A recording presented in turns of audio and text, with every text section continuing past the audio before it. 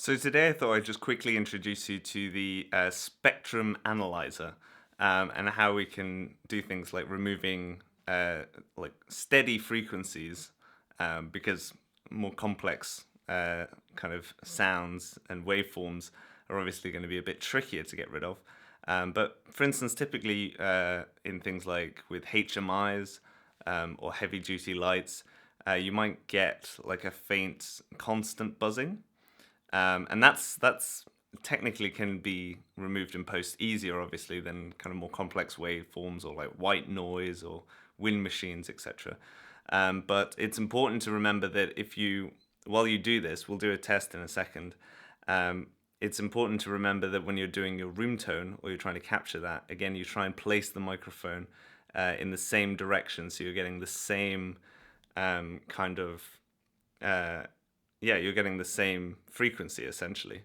Because obviously, depending on your polar pattern of your microphone, it'll affect the actual tonality and the frequencies that are accepted by the microphone.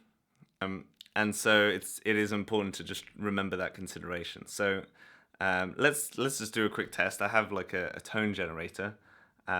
It's just on my phone, but you can see that we've got like 12,500, so 12.5 kilohertz.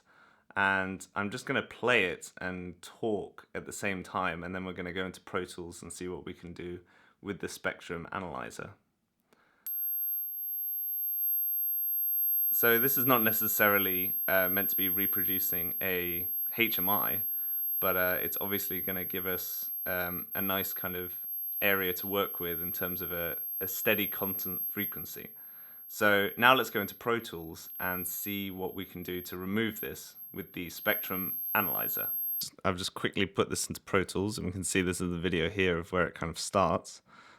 So I'll just kind of clearly mark that out.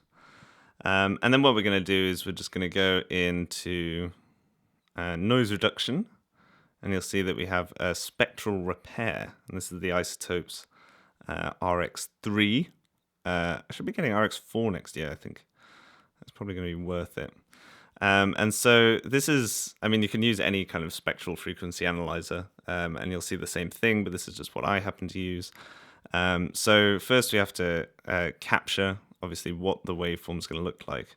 And we can see here that we have this very strong signal here. And this is literally the 12.5K tone.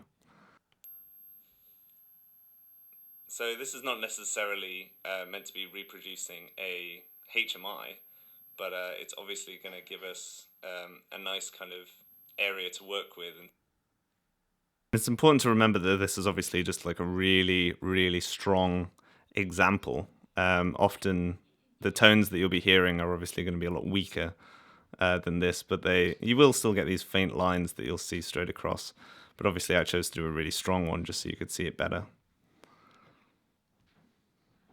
So what we're going to select is this one, and it's a frequency selection tool that is going to frequency selection tool that essentially just chooses a whole row to go into. So what we'll do is we'll just zoom in, and we'll be able to see what it takes over. And we're just going to select it, and we're going to go to repair, and you'll see now it's pretty much completely gone.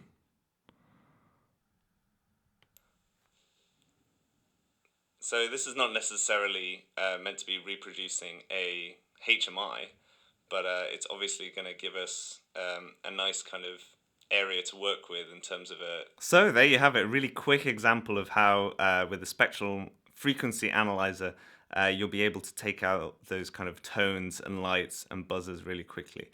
Again, it's very important to take into consideration that depending on the polar pattern of your microphone, and if you're in lots of places and spaces, generally if it's a really, really solid tone, it should come through pretty strongly anyway.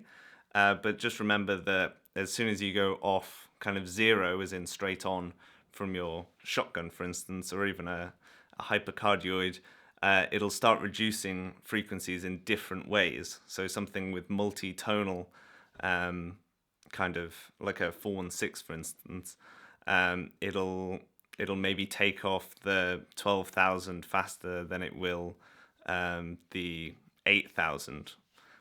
So it's just important to remember that. So if you found this useful, click the like button, and more people will be able to find out about it. And hopefully you'll leave some comments and kind of feedback as well in this video of maybe more complex situations or how better to use a spectrum analyzer. But I just thought I'd show you because a lot of people kind of see the waveforms and stuff and they don't quite know what they're looking for. But it's essentially just an easy way to kind of see the different frequencies that are in play as we kind of go along. It's obviously analyzing the whole spectrum for us.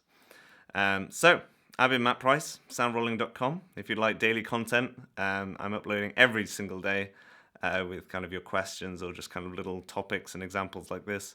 Then feel free to subscribe. And of course, do get in those comments and leave me feedback and questions, and I can make more content tailored to exactly what you need. So, until next time.